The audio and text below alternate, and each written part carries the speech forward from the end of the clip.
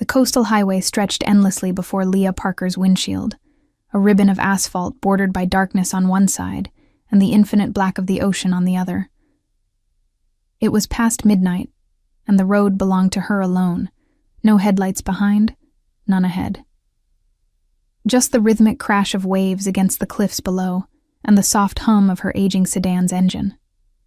She'd driven this route 1,000 times, returning from her late shift at the hospital in the city, her scrubs still smelling faintly of antiseptic and exhaustion. Tonight felt no different from any other. She was thinking about her empty refrigerator, the bills piling on her kitchen counter, and whether she'd remember to set her alarm for the morning shift. Ordinary thoughts for an ordinary life. But the universe had other plans. The sky erupted. A flash of orange and white tore through the darkness, so sudden and brilliant that Leah instinctively slammed on the brakes. Her car skidded slightly before stopping in the middle of the empty road. Her heart hammered against her ribs as she stared upward, her mouth falling open. A private jet, sleek, expensive, the kind that belonged to people who lived in a different world, was plummeting from the sky in a spiral of fire and black smoke. The sound came next, a screaming roar of failing engines, then the sickening crunch of metal meeting water. The impact sent a shockwave across the surface of the ocean, and flames spread across the waves like liquid gold. For a moment, Leah sat frozen, her hands gripping the steering wheel so tightly her knuckles turned white. Every logical part of her brain screamed at her to drive away, to call emergency services, to let someone else handle whatever nightmare had just fallen from the sky. But her body moved before her mind could catch up. She threw open the car door, kicked off her shoes, and ran toward the cliff's edge. The night air bit at her skin as she descended the rocky path to the beach below, her bare feet slipping on wet stones. The wreckage was already sinking, the tail section disappearing beneath the waves while the front half burned with a fierce, almost defiant light. She didn't think. She dove. The cold water was a shock that stole her breath, but she pushed forward, swimming toward the wreckage with powerful strokes. The heat from the flames was intense, even from several feet away, and the smell of burning fuel filled her nose. Through the smoke and firelight, she saw him, a figure slumped in what remained of the cockpit, strapped into a leather seat that was quickly being consumed by fire. His head hung forward, dark hair matted with blood, and his expensive suit was torn and soaked. Leah grabbed onto a piece of twisted metal, using it to pull herself closer. Her hands shook as she fumbled with the seatbelt, the metal buckle hot to the touch. The plane groaned, listing further into the water. "Come on, come on," she muttered through gritted teeth, her fingers finally finding the release mechanism. The belt snapped free, and the man's full weight fell against her. He was heavy, solid muscle beneath the ruined clothing, but adrenaline gave her strength she didn't know she possessed. She hooked her arms under his shoulders and kicked backward, dragging him away from the sinking wreckage just as another explosion sent a plume of fire skyward. The swim back to shore felt endless, her muscles screaming, her lungs burning, but she refused to let go. When her feet finally touched sand, she hauled him up the beach, far from the water's edge, and collapsed beside him. Her chest heaved as she gulped air, her entire body trembling from cold and exertion. The man lay motionless, seawater pooling around him, his face turned to the side. In the distant glow of the dying fire, she could see his features clearly for the first time. He was young, maybe 30, perhaps a bit older, with a face that could have been carved from marble. Even unconscious and bleeding, there was something commanding about him, something that made her instinctively straighten her posture. A platinum watch worth more than her car clung to his wrist. His shirt had torn open, revealing intricate black ink that snaked across his collarbone and down his muscular chest. Designs that looked European, elegant, and somehow dangerous. And there, nestled in a shoulder holster beneath his jacket, was a gun. Leah's breath caught. This was no ordinary businessman. No corporate executive traveled with a weapon strapped to his ribs. Her hands hovered over his chest, checking for a pulse. It was there, faint but steady. He was alive. She should call the police. She should call someone. But something in the way he was dressed, in the calculated perfection of that weapon, in the cold weight of the situation, made her hesitate. Instead, she made a decision that would change everything. She dragged him to her car, somehow managing to get his considerable weight into the back seat, and drove home in silence, her mind racing with questions she couldn't answer. Her small house sat at the end of a quiet street, far from prying eyes, a blessing she'd never appreciated until now. She managed to get him inside, laying him on her couch and covering him with blankets. His breathing was shallow but regular, and the blood on his face came from a gash above his eyebrow rather than anything life-threatening. She cleaned his wounds with practiced efficiency, her nursing training taking over even as her hands shook. When she finally sat back, the first light of dawn was creeping through her windows, and she realized she'd been awake for 24 hours straight. The stranger lay still on her couch, his chest rising and falling steadily, his face peaceful despite everything. Leah made coffee she couldn't drink and stared at her phone a dozen times without dialing. She paced her small living room, glancing at him every few seconds as if expecting him to vanish or transform into something else entirely. Who was he? What had happened to that plane? And why did every instinct she possessed tell her that bringing him here had just thrown her simple, predictable life into chaos? As the sun rose higher, painting golden streaks across her walls, the man's eyes flickered. Then they opened, dark, intelligent, and immediately alert, despite the trauma he'd endured. He assessed the room in a single sweep before his gaze locked onto hers. "Where am I?" His voice was rough, accented. Italian, she thought, or perhaps something close to it, and carrying the kind of authority that expected immediate answers. "My house," Leah said, surprised by how steady her own voice sounded. "You were in a plane crash. I pulled you out." He sat up slowly, wincing but moving with a control that suggested he'd powered through pain before. His hand went instinctively to his chest, finding the gun still there. Then he relaxed slightly. He looked at her for a long moment, his expression unreadable. "You saved my life." "I suppose I did. What's your name?" "Leah Parker." He nodded slowly, as if committing it to memory, then his eyes hardened. "Leah Parker. Whatever you think you know about who I am or what happened tonight, you need to forget it. No police, no hospitals. No one can know I'm here." It wasn't a request. It was a command delivered with the certainty of someone accustomed to absolute obedience. Leah should have been afraid, should have demanded answers, should have done 100 things differently. But instead, she just nodded, understanding in that moment that she'd become part of something far bigger and far more dangerous than a simple rescue. The stranger settled back against the couch, his eyes never leaving hers. And in the growing light of morning, Leah heard it. The sound of engines. Many engines. Powerful and approaching fast. The rumble grew louder, a mechanical thunder that didn't belong in her quiet neighborhood. Leah moved to the window, carefully pulling back the curtain just enough to see the street. Her breath caught in her throat. 3 black SUVs, massive, gleaming vehicles with tinted windows so dark they looked like rolling shadows, pulled up in perfect formation in front of her house. The engines died simultaneously, and for a moment, there was only silence. Then the doors opened, and men emerged. 10 of them, all dressed identically in black suits that fit like they'd been tailored yesterday, with crisp white shirts and ties that caught the morning light. They moved with military precision, each step coordinated, each movement deliberate. These weren't security guards or local police. These were soldiers in civilian clothing. "Oh, God," Leah whispered, her hand falling from the curtain. She spun to face the stranger, who was now standing despite his injuries, his expression cold and calculating. "There are men outside. 10 of them. I know."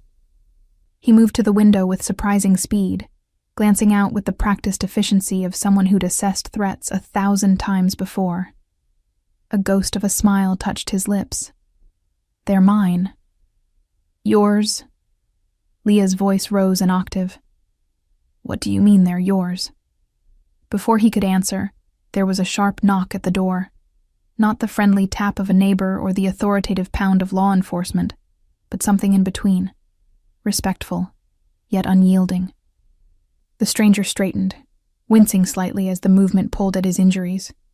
But when he spoke, his voice carried effortlessly through the door. "Stato."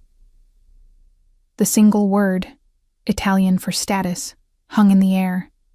From outside came a response, also in Italian, delivered in clipped professional tones. The stranger listened, then responded with a series of rapid commands. Leah understood none of it, but she heard the authority in his voice, the way these men on the other side of her door responded with immediate acknowledgement. When the brief exchange ended, he turned to her, and for the first time since waking, something almost like regret flickered across his features. "I need to explain something to you, Leah Parker. But first, I need to know, do you live alone?" "Yes. Why does that matter?" "Because in approximately 30 seconds, my men are going to conduct a security sweep of your property. They won't harm you, but they will be thorough. I need you to remain calm and do exactly as I say. Can you do that?" Leah wanted to scream, wanted to demand answers, wanted to throw him out of her house and pretend the last 8 hours had never happened. Instead, she found herself nodding, that same inexplicable trust that had made her dive into burning wreckage now keeping her rooted to the spot. The stranger, she still didn't know his name, moved to the door and opened it.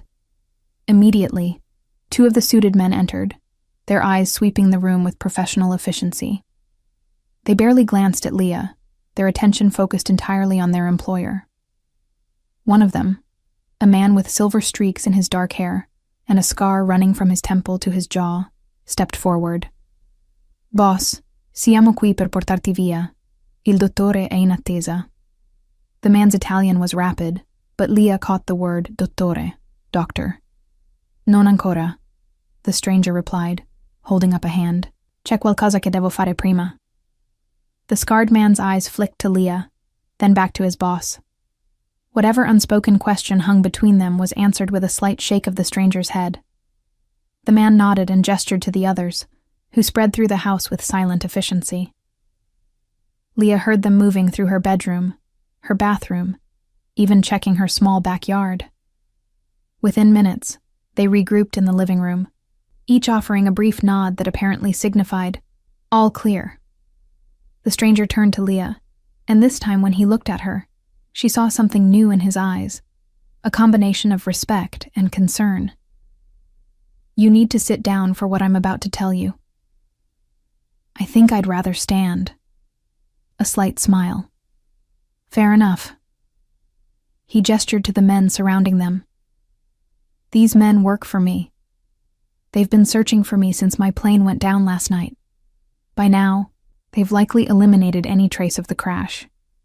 The wreckage has been removed, the area sanitized, and any witnesses have been encouraged to forget what they saw." "Encouraged?" Leah's voice was barely a whisper. "Paid well and convinced it's in their best interest to remain silent." "I don't kill civilians, Leah, but I do protect my interests." He paused, studying her face. "You're wondering who I am. What kind of man requires this level of security? What you've gotten yourself involved in by pulling me from that water?" The thought had crossed my mind. "My name is Alessandro Russo. I run one of the largest international organizations in Europe.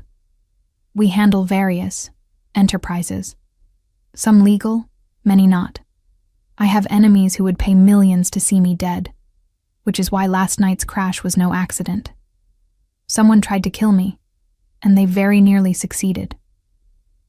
He took a step closer, his dark eyes never leaving hers. "You saved my life, Leah Parker. In doing so, you've placed yourself in considerable danger." The words hung in the air like a death sentence.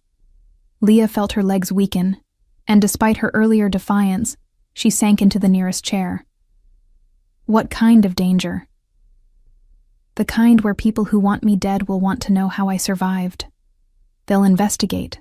They'll search for anyone who might have helped me, if they find you."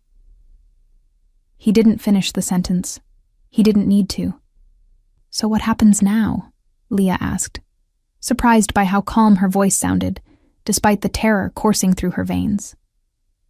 Alessandro exchanged a look with the scarred man, who stepped forward. "Possiamo proteggerla, boss. Casa sicura, nuova identità." "No." Alessandro's response was immediate and firm. "She saved my life. I won't repay that debt by forcing her into hiding." He turned back to Leah. "I need you to trust me for 2 more days. My men will maintain a discreet presence around your house. You won't see them, but they'll be there. In 48 hours, I'll have eliminated the threat and dealt with whoever tried to kill me. After that, you can return to your normal life. And if you can't eliminate the threat in 2 days, then I'll stay here until I do." Leah laughed, a sharp, slightly hysterical sound. "You want to hide in my house? The head of a criminal organization wants to use my living room as a safe house? I've hidden in far worse places." There was something almost boyish in his smile, a glimpse of the man beneath the calculated exterior. "Besides, you have a comfortable couch." Despite everything, the guns, the suited men, the impossible situation, Leah found herself returning the smile. It was insane. Completely, utterly insane. She should be calling the police, the FBI, anyone who could remove this dangerous stranger from her life. But when she looked at him, all she could see was the unconscious man she'd dragged from burning wreckage, the weight of him in her arms, the way she'd refused to let the ocean claim him. She'd saved his life. And now, inexplicably, she felt responsible for seeing him through whatever came next. 2 days, she said finally. "But you need to tell your men to be less obvious. Black SUVs in this neighborhood stick out like—" "It's already handled," the scarred man interjected in accented English. "We have vehicles being delivered within the hour. A pickup truck, a sedan, a minivan. Neighborhood appropriate." Alessandro nodded approvingly. "Marco is my head of security, former Italian special forces. If he says you're protected, you're protected." Marco offered Leah a slight bow, which felt absurdly formal given the circumstances. The other men began filing out, leaving only Marco and 2 others who positioned themselves by the windows. Alessandro moved back to the couch, finally allowing the exhaustion and pain to show on his face. Leah's nursing instincts kicked in immediately. "You need proper medical attention. Those wounds should be cleaned again, and you probably have a concussion. The doctor will be here within the hour, traveling separately to avoid suspicion. Until then." He gestured to the couch. "I'll rest. You need food, too. When did you last eat?" He thought for a moment. "Yesterday afternoon, before the flight." Leah stood, grateful for something practical to focus on. "I'll make breakfast. You—" She pointed at Alessandro. "Stay there, and you—" She addressed Marco. "Make sure he doesn't do anything stupid like trying to stand up." Marco's lips twitched with something that might have been amusement. "Si, signorina." As Leah moved to her small kitchen, she could hear the low murmur of Italian behind her, Alessandro giving quiet orders while Marco responded with military efficiency. She cracked eggs into a pan, her hands somehow steady despite the surreal nature of her morning. A mafia boss on her couch, armed guards in her living room, and somewhere out there, people who wanted Alessandro Russo dead and would kill anyone who got in their way. 2 days, she told herself. Just 2 days. and then her life would return to normal. But even as she thought it, Leah knew it was a lie. Nothing would ever be normal again. The doctor arrived exactly 63 minutes later, a small, precise man in his 60s carrying a black medical bag that looked like it belonged in a museum. He introduced himself as Dr. Castellano, spoke in rapid Italian with Alessandro, and then said about his examination with the efficiency of someone who'd treated gunshot wounds and knife injuries far more often than the flu. Leah watched from the kitchen doorway as he checked Alessandro's pupils, cleaned and redressed the head wound, and performed a series of tests that confirmed what she'd already suspected. Mild concussion, several cracked ribs, extensive bruising, but nothing life-threatening. The man was extraordinarily lucky. "Your nurse here did excellent work," Dr. Castellano said in surprisingly good English, nodding toward Leah. "The wound care was professional. You have medical training?" "I'm a registered nurse. I work at St. Catherine's Hospital downtown." The doctor's eyebrows rose slightly.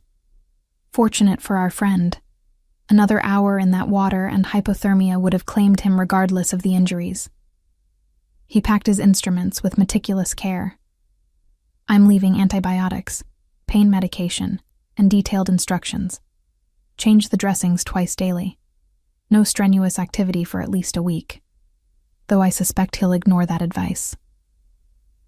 Alessandro, who'd been silent throughout the examination, offered a slight smile. "You know me too well, dottore. I've been cleaning up your messes for 15 years, Alessandro. I know you better than you know yourself." The old man's tone was affectionate despite the harsh words. "This young woman saved your life. I hope you plan to repay that debt appropriately." "I intend to." Alessandro's eyes found Leah's across the room, in ways she hasn't yet imagined. The comment sent an unexpected flush across Leah's cheeks, though she couldn't quite identify why. Dr. Castellano departed with the same quiet efficiency he'd arrived with, leaving behind enough medical supplies to stock a small clinic. The day stretched ahead, strange and suspended. Leah called in sick to work for the first time in 3 years, her supervisor's concern palpable even through the phone. Outside, she could see the promised replacement vehicles, a sensible Toyota sedan, a weathered pickup truck, and a soccer mom minivan, parked at strategic points around the block. Marco's men had changed clothes too, now wearing jeans and casual shirts that made them look like neighborhood fathers, rather than trained killers. Alessandro slept through most of the morning, his body finally surrendering to the trauma it had endured.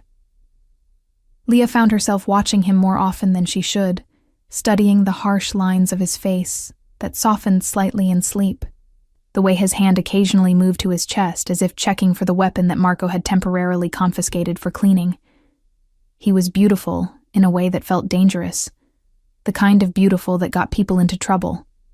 Sharp cheekbones, a jaw that could cut glass, and those eyes that, even closed, seemed to see everything. She busied herself with mundane tasks: laundry, dishes, returning emails she'd been neglecting. But her mind kept circling back to the impossible reality of her situation: a mafia boss in her house. That's what Alessandro was, even if the word felt too cinematic, too divorced from reality. Yet the evidence was everywhere. The way Marco's men moved with lethal precision, the unquestioning obedience they showed their boss, the sophisticated communication devices they carried, the fact that they'd made an entire plane crash disappear overnight. This wasn't a movie. This was her life now, at least for 2 more days. Around 3 in the afternoon, Alessandro woke. He sat up slowly, testing his body's limitations, then caught Leah's eye and offered a slight nod, a gesture that felt more intimate than words. She brought him water, which he drank gratefully, and a sandwich she'd prepared, which he consumed with surprising delicacy for someone who'd nearly died 12 hours earlier. "Tell me about yourself," he said suddenly, setting down the empty plate. Leah blinked. "What?" "You saved my life. The least I can do is know who you are, where you're from, why you were driving on that coastal highway at midnight." She almost refused. This man didn't deserve her story, didn't deserve anything from her, except the rescue she'd already provided. But something in his expression, a genuine curiosity beneath the calculated exterior, made her answer. I grew up in Seattle, came here for nursing school and never left. I work night shifts because they pay more, and I was driving home after a particularly long one. Nothing exciting, nothing dramatic, just ordinary. Ordinary, Alessandro repeated, as if testing the word. You jumped into the ocean to pull a stranger from a burning plane. There's nothing ordinary about that. It was instinct. I didn't think about it, which makes it even more remarkable. He leaned forward slightly, wincing at the movement. Most people think, they calculate the risk, weigh the potential consequences, consider their own safety. You just acted. That kind of courage is rare, Leah. Even in my world, where violence is common, true courage is precious.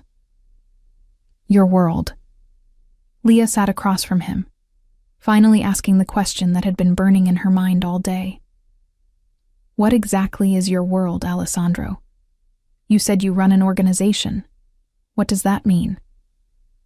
He was quiet for a long moment, his eyes searching hers as if deciding how much truth she could handle.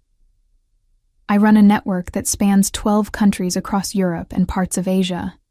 We deal in information, protection, logistics, and yes, occasionally things that skirt or cross legal boundaries. I inherited the organization from my father, who inherited it from his father before him. It's a legacy written in blood and money, and it's the only life I've ever known. So, you're a criminal. By most definitions, yes. He didn't flinch from the word. But I'm also the man who keeps hundreds of families employed, who maintains order in places where governments have failed, who protects people that the law has forgotten. The world isn't as simple as good and evil, Leah. It's painted in shades of gray, so dark they're almost black. And the people who tried to kill you? What shade of gray are they? A muscle tightened in his jaw. The darkest kind. Rivals who think my death will create a power vacuum they can exploit. They're wrong, of course. My organization is too well established, too deeply rooted. But they'll try regardless, and innocent people will die in the crossfire if I don't stop them first. How will you stop them? By doing what I do best, finding their weakness, exploiting it, and making an example that ensures no one else tries something so foolish again. His voice was cold now, the warmth from moments earlier evaporating into something harder. I don't enjoy violence, Leah, but I'm very, very good at it. The admission should have terrified her, should have sent her running to the police, or at least to her bedroom to lock the door. Instead, Leah felt an odd sense of understanding. She'd spent years as a nurse, seeing the aftermath of violence, gunshot wounds, stabbings, domestic abuse. She knew there were people in the world who chose cruelty, who inflicted pain without thought or remorse. And she knew there were people like Alessandro, who operated in darkness but by some twisted logic maintained a code, a structure, rules that governed their lawlessness. The plane crash, she said. How did it happen? Explosives planted in the landing gear compartment, timed to detonate at cruising altitude. Sophisticated work, likely military grade. The pilot managed to send a distress signal before we went down, which is how Marco and the others knew where to search. But the bomber made one mistake. They assumed I'd die in the initial explosion or the impact. They didn't account for the possibility that someone might. He trailed off, looking at her with an expression she couldn't quite read. They didn't account for you. So I've ruined their plans. Spectacularly. A genuine smile crossed his face, transforming his features from handsome to devastating. You've also put yourself in their crosshairs, which is why I need to resolve this quickly. I won't have your blood on my conscience, Leah Parker. How noble of you. Don't mistake pragmatism for nobility. If you die because of me, I lose something valuable, a life debt I can never repay. That's unacceptable. They sat in silence for a while, the afternoon sun streaming through the windows and painting golden rectangles across the worn carpet. Outside, Leah could see Marco talking quietly into a phone, his expression grave. Inside, she was alone with a man who represented everything she'd been taught to fear and avoid, yet who looked at her with something approaching reverence. It was intoxicating and terrifying in equal measure. "What happens after the 2 days?" she asked finally. "I disappear from your life. My men maintain surveillance for another week to ensure no threats emerge, and then you never see me again. You return to your ordinary existence, and I return to mine. It's cleaner that way." Cleaner. The word tasted bitter. "Is that what you want?" Alessandro's eyes met hers, and for a moment, she saw something vulnerable beneath the armor. A flicker of loneliness, of a life lived always looking over his shoulder, trusting no one completely. "What I want and what's best for you are two very different things. You deserve a life free from the shadows I bring with me." That's not an answer. "No," he agreed quietly. "It's not." Before either could say more, Marco entered without knocking, his expression urgent. He spoke rapidly in Italian, and Leah watched Alessandro's face transform from relaxed to deadly in an instant. He stood despite his injuries, moving to the window with predatory grace. Marco handed him a tablet displaying what looked like surveillance footage, and Alessandro's eyes narrowed as he studied the screen. "What's happening?" Leah asked, her heart suddenly racing. Alessandro looked at her, and she saw the warrior beneath the wounded man. "They've found me. Or rather, they've found where they think I might be. My enemies are conducting sweeps of every property within a 20-mile radius of the crash site. They'll reach your neighborhood within the next 6 hours. Then you need to leave. Go somewhere safer." "No." His response was immediate and firm. "Leaving now would expose me during transport. They'll have spotters watching every route out of the area. The safest place I can be is right here, hidden in plain sight in a house they have no reason to suspect." He turned to Marco. "Implementa il protocollo Castello. Voglio 2 squadre in posizione entro un'ora." Marco nodded and disappeared, already speaking into his phone. Alessandro moved back to the couch, but the relaxed man from earlier was gone, replaced by someone calculating and dangerous. "Leah, I need you to listen very carefully. For the next several hours, this house will be under maximum security. My men will be positioned inside and out, ready to respond to any threat. You'll be safe, I promise you that. But I need you to stay calm and follow any instructions Marco or I give you without question. Can you do that?" Leah wanted to argue, wanted to demand that he leave and take his war with him. But looking at his face, at the determination and something else, something that looked almost like protectiveness, she found herself nodding. "Okay, but Alessandro, if someone gets hurt because of this, if one of your men dies protecting you, then I'll carry that weight, as I carry all the others." He reached out, his hand hovering near hers but not quite touching. "But I won't let anything happen to you. That's a promise I intend to keep." Outside, the sun began its descent toward the horizon, painting the sky in shades of orange and red that reminded Leah of the burning plain. And inside her small, ordinary house, a war was quietly being prepared, a war she'd become the center of without ever choosing to fight. Night fell like a curtain dropping on a stage, transforming Leah's quiet neighborhood into something resembling a chessboard where invisible pieces moved with lethal purpose. She watched from her bedroom window as Marco's men took positions, some in the houses across the street that were apparently vacant, or whose owners had been quietly evacuated. Others in vehicles that looked perfectly normal, but whose occupants never moved, never relaxed, never stopped scanning the darkness. Alessandro had retreated to her living room, surrounded by laptops and communication equipment that had been delivered in unmarked boxes. He worked with focused intensity, orchestrating a defense that Leah couldn't fully comprehend but could definitely feel. The house itself had been transformed. Additional locks had been installed on every door and window. Security cameras now monitored every angle of the property, their feeds displayed on multiple screens that Marco watched with unwavering attention. A weapons cache had been discreetly positioned in the hallway closet. Leah had glimpsed it when retrieving towels and immediately regretted looking. This wasn't her home anymore. It was a fortress, and she was both its most protected resident and its most dangerous liability. Around 8 p.m., Alessandro called her into the living room. He looked exhausted, the pain medication wearing off and the toll of his injuries becoming visible again. But his eyes were sharp, alert, missing nothing. "I need to explain what's about to happen," he said, gesturing for her to sit.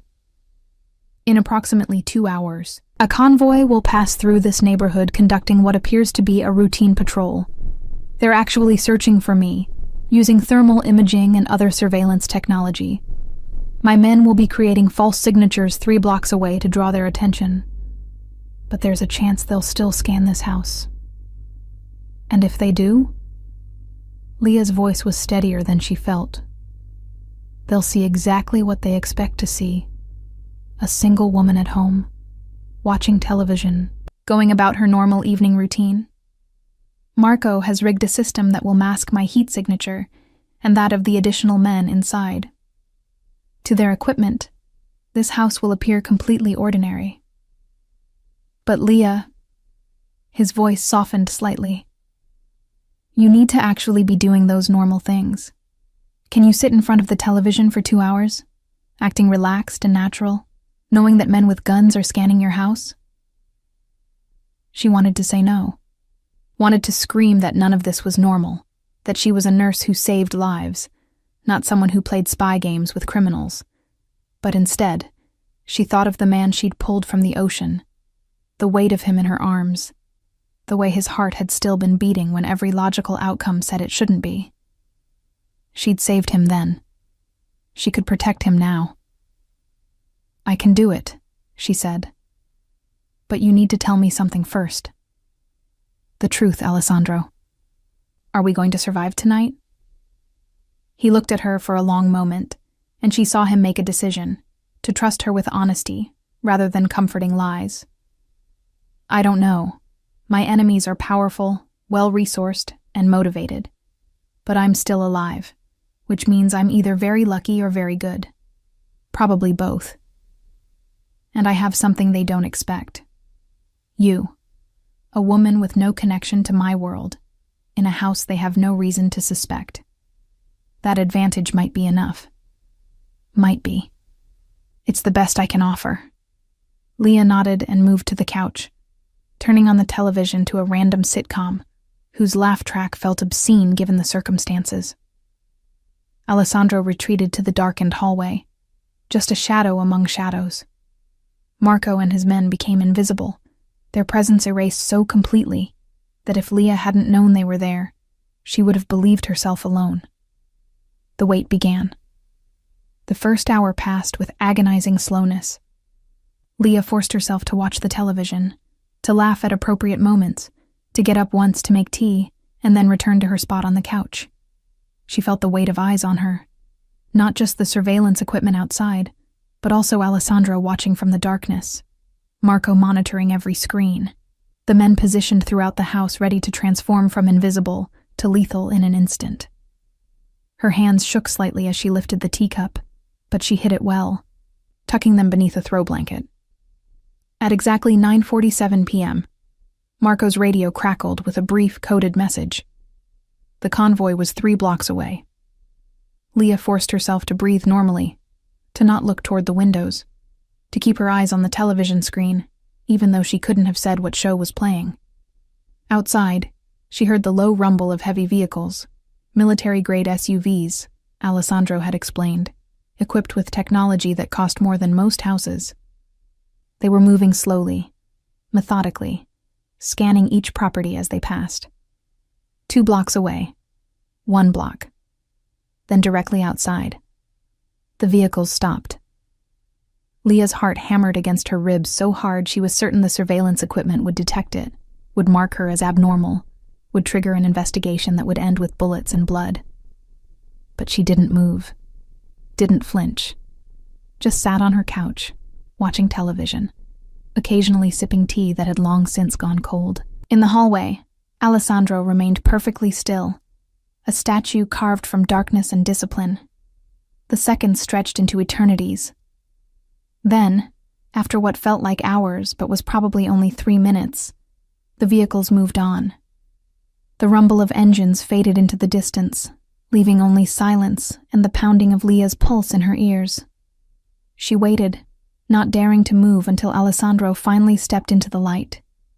His expression was unreadable, but when their eyes met, she saw something that might have been relief or respect, or something deeper she couldn't name. "You did perfectly," he said quietly. "They saw nothing suspicious. You're a natural."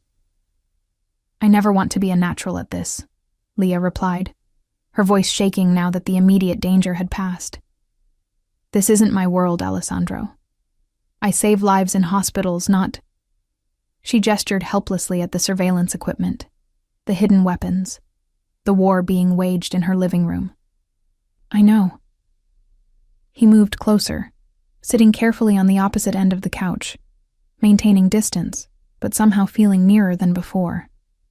"And I'm sorry that I brought my world crashing into yours. Literally." A ghost of a smile. "But you're handling it with more grace than most trained professionals would." "I don't feel graceful. I feel terrified." "Good. Fear keeps you sharp, keeps you alive. It's the people who aren't afraid who make fatal mistakes." He paused, studying her face in the flickering television light. "Tell me something, Leah. Why did you really pull me from that water? The truth, not the noble answer about saving lives." She considered lying, offering something simple and heroic.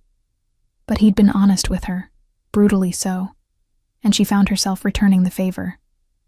"I don't know. I saw you there, trapped in that wreckage, and something in me just refused to let you die. It wasn't rational, wasn't a conscious choice. It was like my body moved before my brain caught up. And now, sitting here with armed men in my house and criminals searching the neighborhood, I keep wondering if I made the right choice. If maybe the world would be better off if I'd just driven away and let the ocean claim you. Maybe it would be." His response was quiet, without anger or defensiveness. "I've done terrible things in my life, Leah. Things that would horrify you if you knew the details. I've ordered deaths, destroyed lives, caused pain that ripples through families and communities. The scales of justice would probably tip against me in any cosmic accounting. Then why do you do it? Because someone has to. Because the world I operate in doesn't run on laws and courtrooms. It runs on power and fear, and the ability to project both convincingly. If I weren't in control of my organization, someone worse would be. Someone who doesn't maintain the codes we follow, the lines we don't cross. I'm not a good man, Leah, but I'm better than the alternatives. That's a depressing philosophy. It's an honest one." He shifted slightly, and she saw the pain cross his features. "You should rest. The danger tonight is past, but tomorrow brings its own challenges. Marco's men will maintain watch, but you need sleep. What about you? I'll rest later. First, I have calls to make, strategies to finalize. The people who tried to kill me made a mistake tonight. They revealed their search patterns, their methods, their resources. That information is valuable, and I intend to use it." Leah stood, exhaustion suddenly crashing over her like a physical weight. But before she could retreat to her bedroom, she found herself asking one more question. "Alessandro, after all this is over, after you disappear back into your world, and I return to mine, will you remember me? Or will I just be another person in a long line of people who helped you survive, He looked at her for a long moment, and when he spoke, his voice carried a weight that felt like truth. "I will remember you, Leah Parker. Not because you saved my life, though that would be reason enough, but because in 36 hours, you've shown me something I'd forgotten existed. Genuine courage without agenda. Kindness without expectation of reward. You pulled a stranger from fire and water, brought him into your home and protected him despite every logical reason not to. That kind of person? You don't forget them. Ever." The words settled between them, heavy with meaning neither seemed ready to fully acknowledge. Leah nodded, not trusting her voice, and retreated to her bedroom. But as she lay in darkness, listening to the quiet murmur of Alessandro's phone calls and the subtle movements of Marco's men throughout the house, she realized something that both thrilled and terrified her. She was starting to care about the dangerous stranger sleeping on her couch, not as a patient or a responsibility, but as something else entirely. Something that had no place in her ordinary life, but was taking root anyway, stubborn and undeniable as the dawn that would inevitably come. Outside, the night deepened, and across the city, Alessandro's enemies began to realize that their prey had slipped through their fingers once again. The hunt would continue. The danger would escalate. But for tonight, in a small house on a quiet street, a nurse and a mafia boss existed in a strange bubble of safety, both knowing it couldn't last, but neither quite willing to acknowledge what waited beyond it. Morning arrived with deceptive gentleness, sunlight streaming through Leah's bedroom window and painting golden stripes across her walls. For a moment, one beautiful, blessed moment, she forgot everything. Then awareness returned, the weight of exhaustion from too little sleep, the sound of unfamiliar voices speaking Italian in her living room, the reality that her house had become ground zero in a war she didn't understand. She dressed quickly in jeans and a sweater, pulling her hair into a ponytail and taking several deep breaths before opening her bedroom door. The scene that greeted her was surreal in its domesticity. Alessandro sat at her small kitchen table, a cup of coffee in his hands, looking almost normal except for the fresh bandage on his forehead and the way he held himself, coiled tension barely disguised as relaxation. Marco stood by the window, his posture military straight, while two other men she recognized from yesterday were reviewing something on a laptop. When Alessandro saw her, he stood immediately, a gesture of respect that felt out of place coming from a man who commanded an army. "Good morning," he said. "Coffee's fresh." Marco picked up pastries from that bakery on 5th Street. Apparently he researched your favorite breakfast places.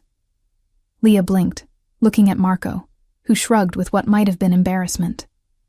"Security includes knowing the target's routines and preferences," he said in his heavily accented English. "The almond croissants are very good." Despite everything, Leah laughed, a real laugh that surprised her with its genuine amusement. "You researched my breakfast preferences. That's either very thoughtful or deeply creepy, and I'm too tired to figure out which." She poured coffee, added cream, and grabbed a croissant that was, admittedly, excellent. "So what happens today? More convoys? More hiding?" "Actually," Alessandro said, settling back into his chair with visible relief. "Today, we go on the offensive. Last night's surveillance gave us everything we needed: vehicle signatures, communication frequencies, patrol patterns. My technical team has been working through the night tracing those signals back to their source. We know who's hunting me, and more importantly, we know where they're operating from." "And what will you do with that information?" "End the threat." His voice was matter-of-fact, as if discussing something as mundane as grocery shopping, rather than what sounded suspiciously like planned violence. "By sunset tonight, the people responsible for the plane crash will no longer be in a position to harm anyone. The operation is already in motion, assets deploying, pressure being applied in very specific places. This will be finished soon. Assets deploying, Leah repeated the phrase, tasting its clinical detachment. You mean people? Your people, going to hurt or kill other people? Yes. No hesitation. No attempt to soften the truth. I told you I wasn't a good man, Leah. This is what that looks like in practice. I don't enjoy it, but I don't shy from it either. It's necessary. How many people will die today because of this? Alessandro's eyes held hers, and she saw something like pain flicker across his features. As few as possible. I'm not interested in a massacre or excessive violence. The goal is to eliminate the leadership of the organization that targeted me and make it clear that further attempts would be suicidal. If that can be accomplished through intimidation and strategic pressure rather than bloodshed, that's preferable. But if not... He trailed off, the implication clear. Leah set down her coffee cup, suddenly nauseous. I'm a nurse. I've taken an oath to do no harm, to save lives whenever possible.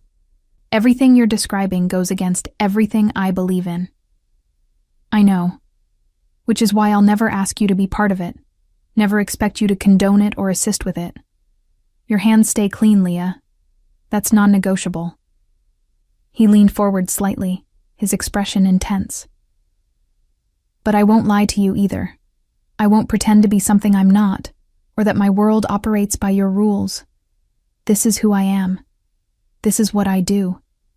And if that makes you regret pulling me from that water, I'll understand. The question hung between them. Did she regret it? Should she? Leah looked at the man across from her, seeing both the sophisticated, commanding leader and the wounded human who'd been hours from death. She thought about the way he'd promised to protect her, the care he'd taken to keep her safe, the respect in his eyes when he looked at her. She thought about the alternative. Walking away from that crash, letting him drown, never knowing this strange connection that had formed between them. I don't regret it, she said finally, but I hate what comes with it. The violence, the danger, the casual way you talk about people dying. It's everything I've spent my career fighting against. I know. And I'm sorry that saving my life means being exposed to this darkness. Alessandro stood, moving to the window beside Marco, his silhouette framed by morning light. One more day, Leah. By tomorrow morning, this will be over. My enemies will be dealt with, the threat eliminated. I'll leave your life, and you can return to saving people in ways that don't require weapons or tactics. You can forget I ever existed. What if I don't want to forget? The words escaped before Leah could stop them, hanging in the air like a confession. Alessandro turned slowly, his expression unreadable, while Marco suddenly found the laptop screen intensely fascinating. The two other men quietly excused themselves, leaving the kitchen with the practiced invisibility of professionals who knew when to disappear. What are you saying? Alessandro asked quietly. I don't know. Leah stood, frustrated with herself, with him, with the entire impossible situation. I'm saying that for 2 days, I've had a front row seat to your world, and it's terrifying and wrong and against everything I believe in.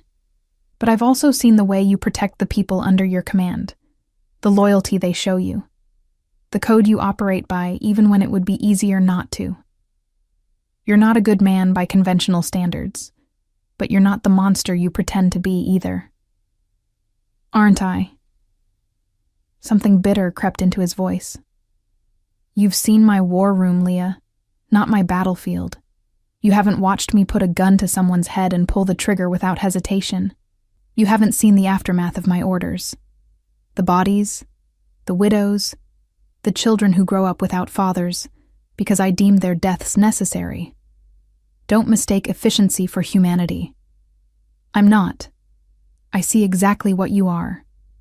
She moved closer, closing the distance between them despite every logical voice in her head screaming at her to maintain space. You're someone who inherited a violent legacy and chose to shape it rather than escape it. Someone who maintains order in chaos, even if that order comes at a terrible price. Someone who... She paused, searching for words. Someone who's been alone for so long he's forgotten what it's like to be seen as human rather than a weapon. Alessandro stared at her, something cracking in his carefully maintained armor. You're romanticizing a criminal, Leah, creating a narrative that makes me palatable to your conscience. No. I'm seeing you clearly for the first time, without the shock and fear clouding my judgment. And what I see is complicated and morally gray and probably dangerous for me to feel anything about. But that doesn't make it less real. Feel anything about? He repeated the phrase slowly. What exactly do you feel, Leah Parker? It was a challenge, and a question, and something else. An invitation to be as honest as he'd been with her. Leah took a breath, committing to a truth she'd been avoiding since pulling him from the water. I feel like I didn't just save your life. I feel like you've somehow become part of mine. And even though every rational thought says I should want you gone, there's something in me that dreads tomorrow morning when you disappear. Which is insane, because we've known each other for 48 hours, and you're literally a mob boss, and I'm a nurse, and there's no universe where this makes sense. No, Alessandro agreed. There isn't. He reached out, his hand hovering near her face, not quite touching, but sense has nothing to do with what I feel when I look at you. Gratitude, yes. You saved my life, and that debt is enormous. But also something else. Something I haven't felt in years because I couldn't afford to. You make me want to be the man you seem to see when you look at me, even though I know I'll never deserve that vision. Alessandro, no. Let me finish. His hand finally made contact, fingertips brushing her cheek with surprising gentleness. After tonight, when the threat is eliminated and I return to my world, I'll remember this. I'll remember you standing in your kitchen telling a criminal that he's human, that he's worth seeing as more than a weapon. No one has said that to me in, I don't know how long. Maybe ever. Before Leah could respond, before she could process the weight of his words, or the way his touch sent electricity through her nerves, Marco's phone buzzed urgently. He answered in clipped Italian, his expression darkening, then looked at Alessandro with obvious concern. Boss, abbiamo un problema. Uno dei nostri punti di osservazione è stato compromesso. Stanno arrivando. Alessandro's transformation was instantaneous. The vulnerable man disappeared, replaced by the warrior. Quanto tempo abbiamo? 10 minuti, forse meno. Allora ci muoviamo adesso. Codice rosso. Alessandro turned to Leah, his expression hard, but his eyes apologetic. They've found us. I don't know how, but one of our surveillance points has been compromised. We need to move you to a secure location immediately. Move me! Leah's voice rose. This is my house, which is now a target. Leah, please, I need you to trust me one more time. Marco will take you to a safe house that's been prepared for exactly this contingency. You'll be protected, comfortable, and completely secure. But we need to go now. What about you? I'll be fine. This is what I do. Evade, engage, eliminate. But I can't do it effectively if I'm worried about you becoming collateral damage. He gripped her shoulders, forcing her to meet his eyes. Please, Leah, let me protect you the way you protected me. The sound of vehicles approaching, multiple engines moving fast. Marco was already on his radio, issuing rapid commands.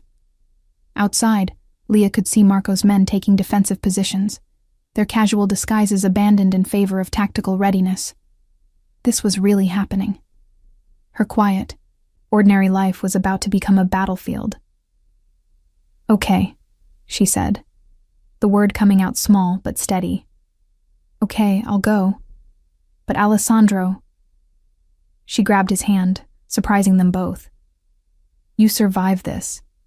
Don't you dare die after I went through all that trouble to save you. A flash of genuine warmth crossed his features. I'll do my best. Now go. Marco will keep you safe until I can retrieve you myself." Marco was already moving, ushering Leah toward the back door where a nondescript sedan waited with its engine running.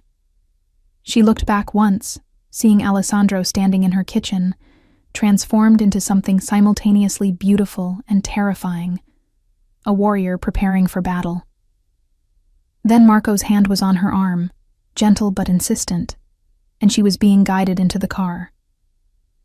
The last thing she saw before they pulled away was her small house, surrounded by armed men, about to become the center of a storm she'd inadvertently unleashed by refusing to let a stranger drown. The safe house was a penthouse apartment in the financial district, all glass walls and modern minimalism that felt like a different planet from Leah's modest home. Marco had driven in silence, taking a route that involved 3 car changes and what felt like deliberate circles before arriving at an underground garage. The security was absurd. Biometric scanners, armed guards who nodded respectfully to Marco, multiple locked doors before reaching the elevator that required a keycard and fingerprint to activate. By the time they reached the apartment itself, Leah felt like she'd entered a fortress disguised as luxury real estate. "You'll be safe here," Marco said, his English more halting now, stress bleeding through his professional composure. "Food in the kitchen, clothes in your size in the bedroom. Don't ask how we got your sizes. Windows are bulletproof. Building security is ours. No one reaches you without going through multiple layers of very motivated professionals. How long will I be here? Until the boss says otherwise. Could be hours, could be days. Depends on how things." He trailed off, apparently deciding that finishing that sentence wouldn't be helpful. "How things go when Alessandro confronts the people trying to kill him," Leah finished. "You can say it, Marco. I'm not naive about what's happening." The older man studied her with new respect. "No, you're not. Most civilians would be hysterical by now. You're handling this with remarkable composure." "I'm screaming internally, if that helps." A ghost of a smile. "It does, actually. Shows you're human. The boss..." Marco paused, seeming to choose his words carefully. "He cares about your safety. More than is probably wise, given the circumstances. I've served him for 12 years, and I've never seen him this, invested in protecting someone outside the organization." "What are you trying to say, Marco?" "I'm saying that whatever is happening between you two, it's real enough that he's making decisions with his heart rather than his head, which is dangerous for a man in his position, but also somewhat beautiful to witness. He's been alone for so long. Cold, calculating, never letting anyone close. Then you pull him from the ocean, and suddenly he's human again. That's worth protecting, Signorina. Even if it makes my job significantly more complicated." Before Leah could respond, Marco's phone buzzed. He answered, his expression immediately grave, speaking rapid Italian that Leah couldn't follow. When he hung up, his jaw was set in a hard line. "I need to return to the boss. You'll have 4 men stationed in the building, 2 in the lobby, 2 on this floor. They won't enter the apartment unless there's an emergency, but they're there. Don't leave. Don't open the door for anyone except me or the boss. Understood? Marco, what's happening?" "The boss is engaging the enemy. That's all I can tell you." "But Leah..." He moved toward the door, then looked back. "He'll survive this. He always does. It's what he does best." Then Marco was gone, and Leah was alone in a stranger's apartment, surrounded by luxury that felt hollow and cold. She moved to the floor-to-ceiling windows, looking out over the city that sprawled below like a circuit board of lights. Somewhere out there, Alessandro was fighting for his life. People were probably dying, violence unfolding in the shadows while ordinary citizens went about their evening routines, unaware of the war being waged just out of sight. She should feel guilty for not calling the police, for being complicit in whatever Alessandro was doing, should be horrified by the entire situation. Instead, she felt a gnawing anxiety that had nothing to do with morality, and everything to do with the terrifying realization that she was desperately worried about a man she barely knew. A criminal. A killer. someone who should repel her, but instead had somehow become the most important person in her suddenly upended world. Hours passed with excruciating slowness. Leah tried to eat, couldn't. Tried to watch television, found every program meaningless. She paced the apartment, counting steps, monitoring her phone for messages that never came. Night fell properly, the city lights intensifying as darkness claimed the sky. And still, nothing. No word from Marco. No call from Alessandro. Just silence and the maddening inability to do anything except wait. At 10:30 p.m., her phone finally rang. Unknown number. She answered immediately. Leah. Alessandro's voice, rough and tired but gloriously alive. Are you safe? Yes, Marco's men are here. What about you? Are you hurt? Nothing serious. Some bruises, minor cuts. Nothing compared to the plane crash, I promise. He paused, and she heard the exhaustion in his voice. It's over. The organization that targeted me has been dissolved. Their leadership is either dead or has agreed to very specific terms of surrender. The threat is eliminated. Leah sank onto the expensive couch, relief washing through her so powerfully she felt dizzy. Thank God. So what happens now? Now you go home. Marco will collect you within the hour and ensure your house is secure.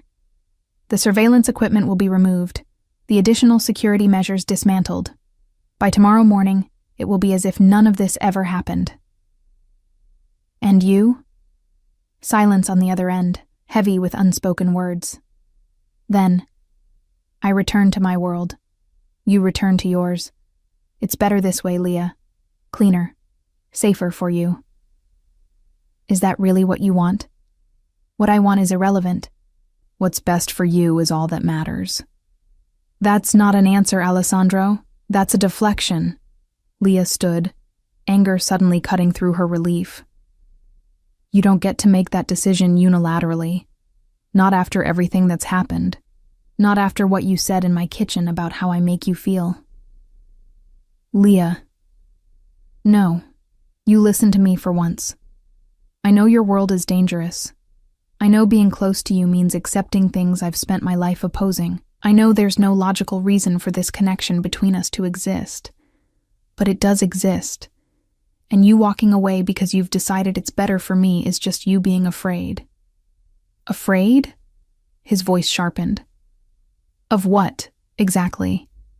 Of being vulnerable. Of caring about someone who can't be controlled or commanded.